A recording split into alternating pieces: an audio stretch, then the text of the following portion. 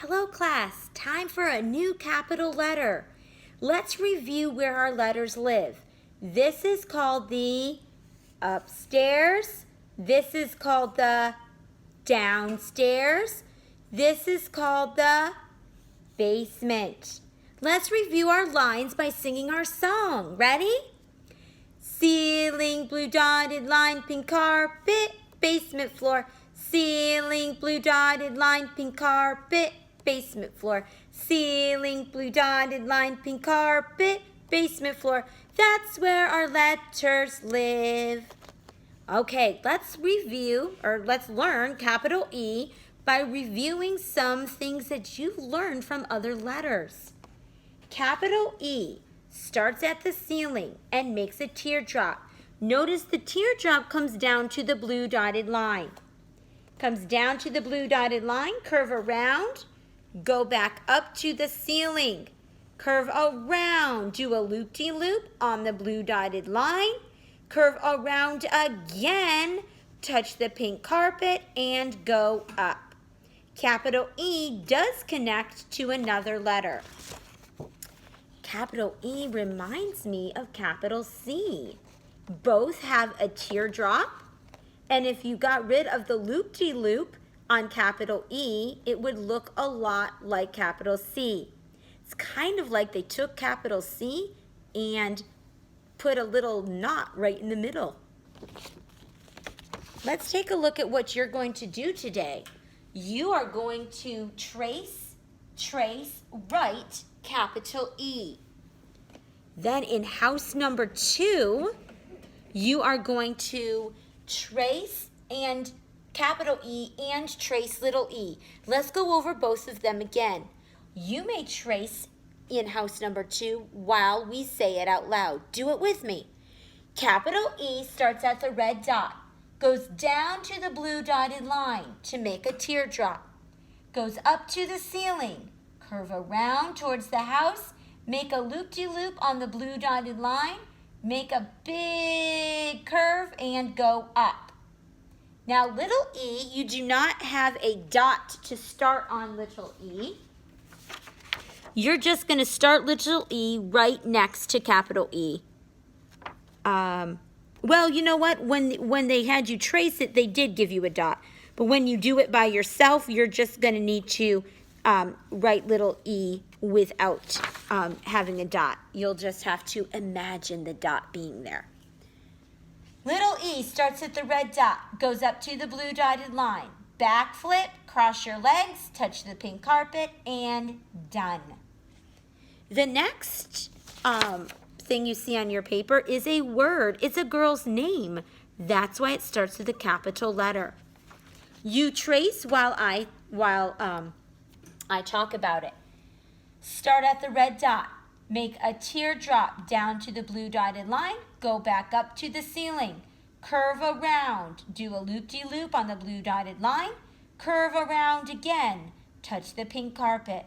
Go up to the blue dotted line and down and smile. Up and wave bye-bye.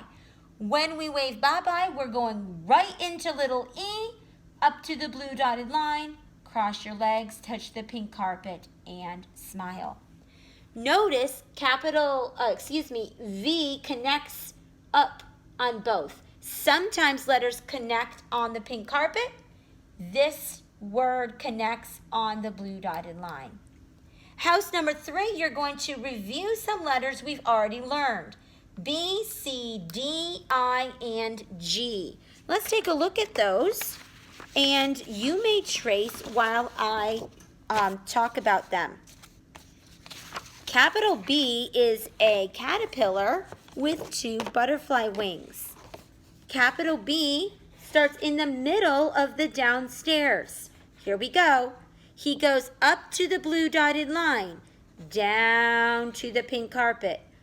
Retrace like a secret, up to the ceiling. And butterfly wing number 1. Loop-de-loop, make sure the loop-de-loop touches the stick. And butterfly wing number 2, and then sail through. This reminds me of capital S. Notice the loop-de-loop on the blue dotted line is like capital E. Okay, so that was B. Now C. Remember, capital C also reminded us of E. It's like a E without the knot in the middle. So capital C starts as a teardrop, touches the blue dotted line, goes up to the ceiling, curves around, touches the pink carpet, and done. C would connect to another letter. D. D is what we learned yesterday. Now I noticed some of you wanted to write D in the downstairs. D is like a big friendly giant. He's kind of all over the place. He starts up in the upstairs. He has a big belly in the downstairs. He has a tail here, and he has a little bit of a hanger right here. So he's just spread all out. So make sure that you make big strokes. Here we go. You may trace while I talk. Go down to the pink carpet. Do a tail loop-de-loop and swing back up to the ceiling like a big belly. Then go in and out. Notice that after you make the loop-de-loop, you need to dip down and back up. And then the in and out is halfway of the upstairs to the blue dotted line. That is D. I. We haven't done I for a little while, or at least talked about it.